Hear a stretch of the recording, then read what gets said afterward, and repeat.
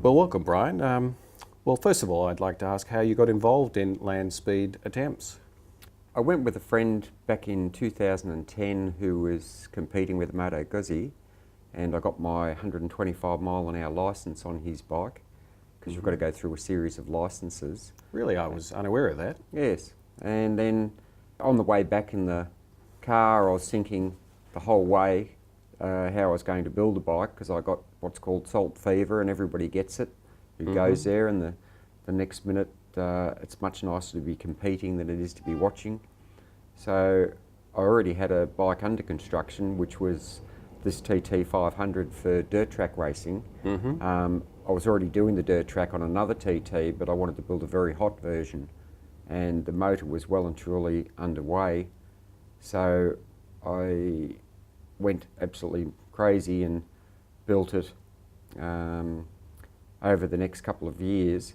Unfortunately, 2011 and 2012 were rained out, so even though the bike was built, I couldn't compete with it.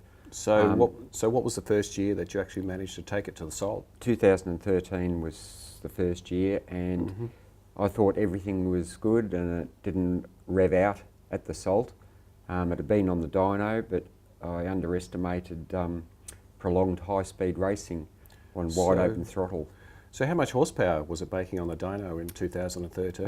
Just on 60 horsepower then, and it's still only got about around that horsepower now, but it's got a lot more torque now, and it's spread over a better area.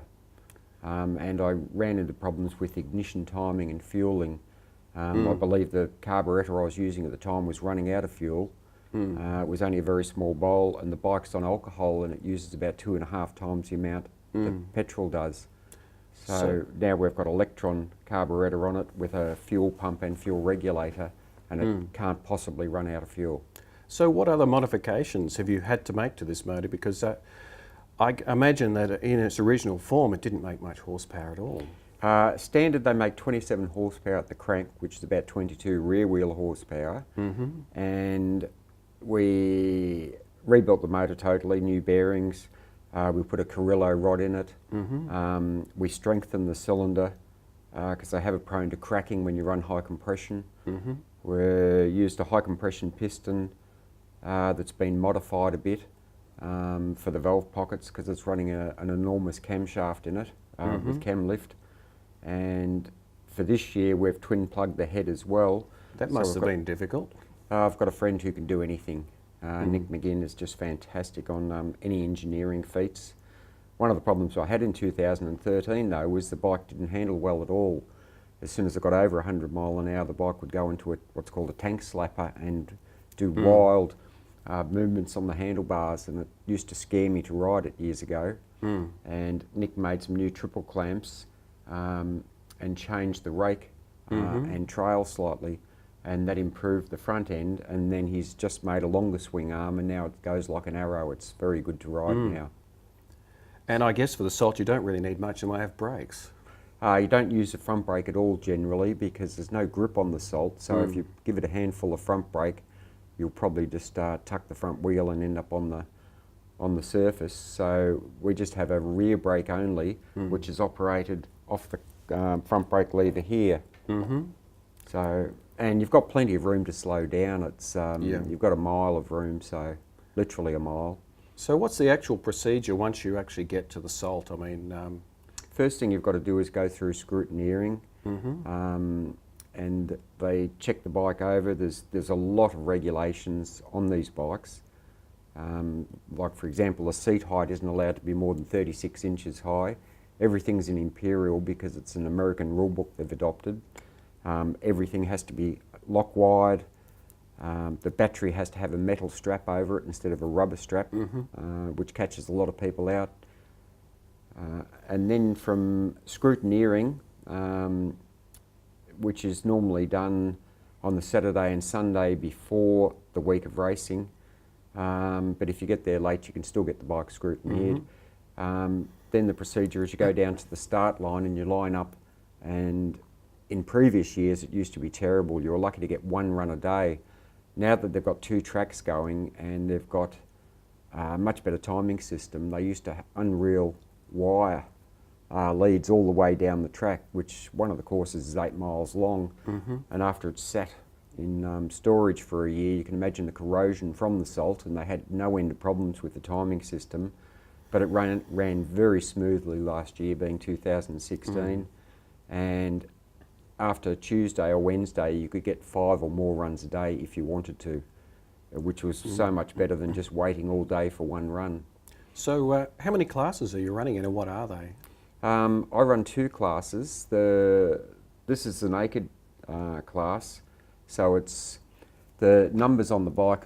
My number is 915, and because I'm running a second class, it's 9915, and the class is MF500, you see it here, which is modified bike. You're allowed to do anything at all to the engine except for supercharging and turbocharging. And the F stands for fuel, and I can run nitromethane if I wanted to, but the bike is just on methanol. And then 500 cc's. You're not allowed to overbore them, so it's got to be a genuine 500 cc's. You're allowed 5% leeway on that one. And the other class? The other class, it's got a big fairing that goes over the bike, and in theory, if the fairing's working correctly, it should run another 5 to 15 mile an hour faster. The runs we do for this class, it's a 1.75 mile run up, and then it's timed over the next quarter mile, your average speed. Years ago it used to be 2 miles run up and then timed over the next mile, which was your average speed, which was much crueler on the engine when it wasn't running well, and you'd hold it flat out for another mile. The speed it should achieve, I should get over 20 mile an hour faster than the records I've got. So what speed are you aiming for this year? I'm hoping in the naked class it will do 140 mile an hour, and in the faired class it should do 145 plus mile an hour. So can you tell me where these speed attempts are held?